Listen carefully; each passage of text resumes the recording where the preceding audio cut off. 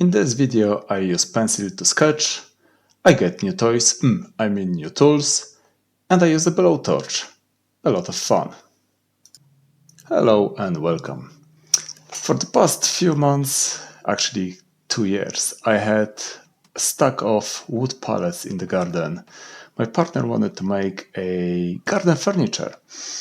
We had 2 winters and we still don't have any garden furniture. So I decided to get rid of them before they will completely rot. So the whole process started with chopping them into the smaller pieces, taking all the nails, and trying to figure it out which bits can I reuse. All the other offcuts ended up in my chimenea, so that was a good use for all the nasty offcuts. This is Wildtail Creative Design. The first stage was to separate all the pieces. I used Mark's jigsaw, thank you Mark, to cut it to smaller bits. Then it was a process of selecting what's going to scrap, which parts are reusable. Then I started to play with my metabo, just to use the planer, or actually thicknesser, just to make sure that all the pieces are nice as they can get. You can still see plenty of nail holes, which to be fair I wanted to keep as a part of the character, just to show that the pieces are not brand new. It is all reclaimed wood, hence all the features that are part of the pieces will be visible later on in the finished product. Now it is time to trim all the ends to have, let's say, a good starting point before I will decide on the overall length of the shoe rack. My Evolution miter saw is doing the job. Maybe it's not the best one, but it does the job fairly fine. It's let's say a good value for money overall. Before, of course, my little gift to myself arrives, which you can see in a sec.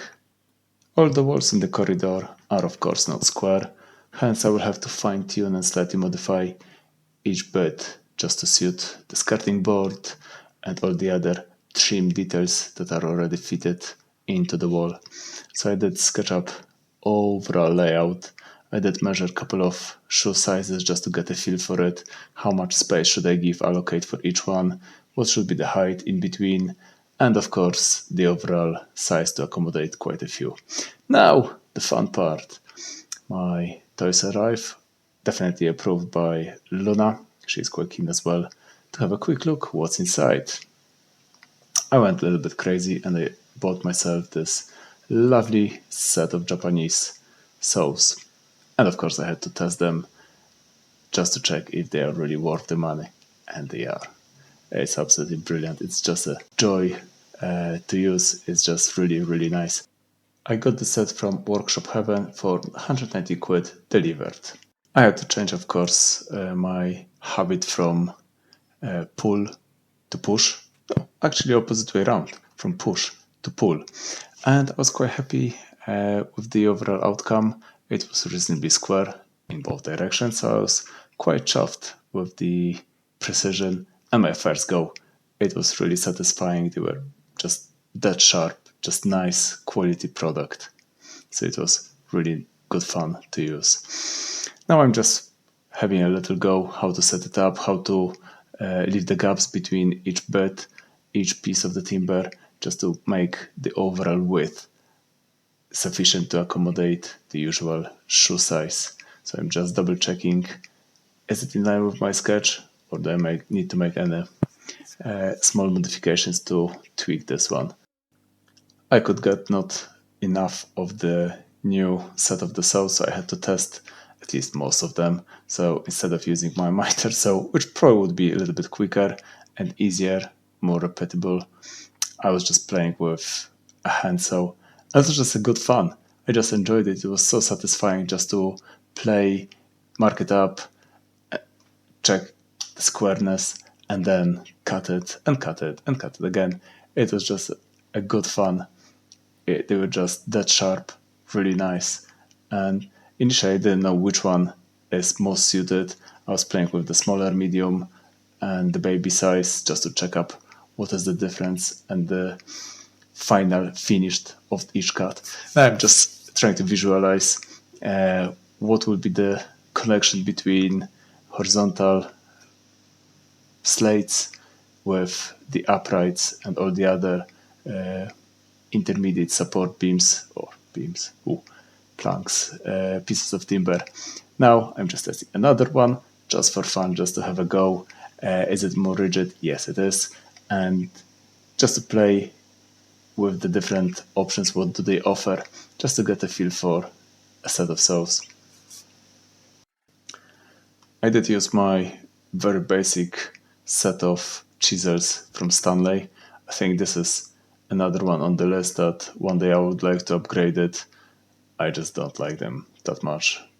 At the very beginning I thought, oh, they look nice on a web page, but they are not that good to use. Maybe I need to sharpen them up a little bit, which I do once in a while, but somehow they are just not my favorite set. I suspect I could find something nicer and better in the future, but that will come later. Before committing to screwing the whole project together, of course I did a bit of a trial and error just to check if all the slots will fit in nicely, and I was quite surprised that actually it did work pretty well. My biggest fear was that all the planks were so thin after using the planer, because I had to remove quite a bit of thickness to make them nice. Luna got fed up with me, so she just asked if she can go. Yes, you can go. Go away. Now it is time for a bit of sanding. Again, I'm using just Makita oscillating sander. I know there are probably better products on the market, but that's what I have currently. It does the job, and I'm fairly used to it. After, let's say, the past few years, that was my main tool that I use for any sanding. On this project, I didn't go crazy. I just finished on, I think, 180 grit. There was no need to do anything more. It's just for a Shurak, so it doesn't really matter if it will be crazy smooth or not. I bought another toy. It is a little blowtorch. I should have probably bought something bigger, but then I didn't know how it will go. So I just thought, okay, for about 20 quid, you can't go really bad with a few set of spare cans. Funny enough, I didn't actually use even one on the project.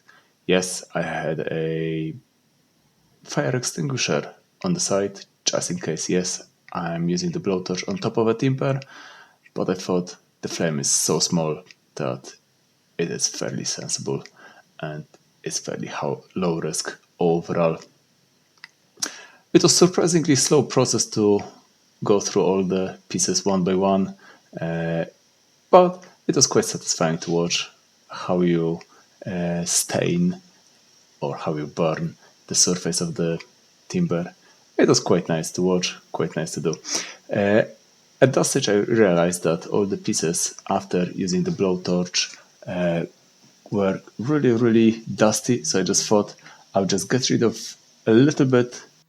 My aim was just to remove the top layer of that sandy layer of burnt wood, just to make sure that it will not stain and will just easier to handle. So I just gently skimmed over with a sandpaper just to remove that layer. It was a bit time consuming, but again, it wasn't high precision job, so I could just go over most of the pieces in a fairly short duration of time. At least in the comparison to the normal sanding process, which can take a little bit longer, this one was fairly easy. Now I'm just trying to put all the pieces together, at least just get a feel for it, how they will all fit in.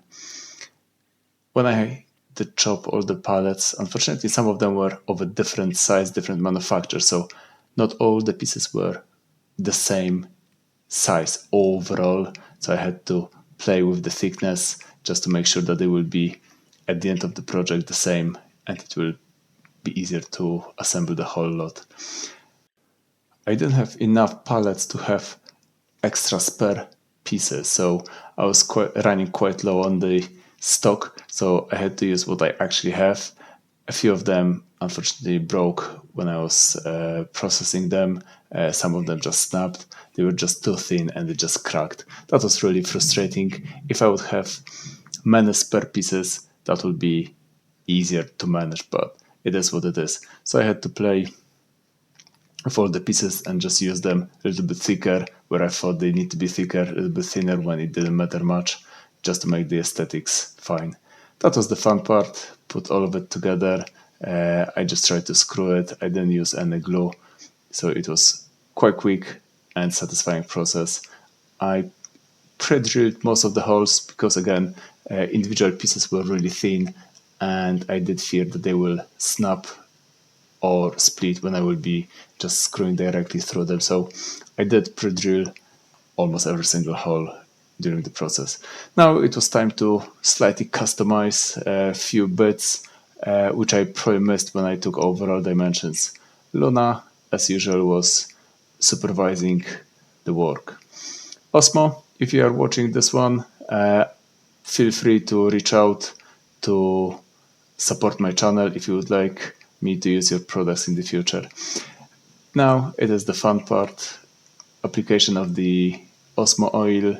It just managed to bring to the surface the color of the timber, and it looks really nice in a contrast of the timber that has been burned by a blowtorch. And it was really nice just to see different pieces, different species of timber screwed together, and the whole process was just nice. Now it is time to add parts just to make sure that the floor won't be scratched in the future and it will be easier to move it around. Amazing British weather. Fun enough, when I'm now recording this, we had 26 degrees in UK and now it's start to rain heavily and we have hail, which you might hear in the background. And that's the finished product. How I managed to reuse a couple of wood pallets that were rotting in the garden into something useful, and we have now space for, give or take, 14, 15 pair of shoes, which is quite nice, just have a little bit more organized corridor. Thank you very much for watching and see you soon. Cheers.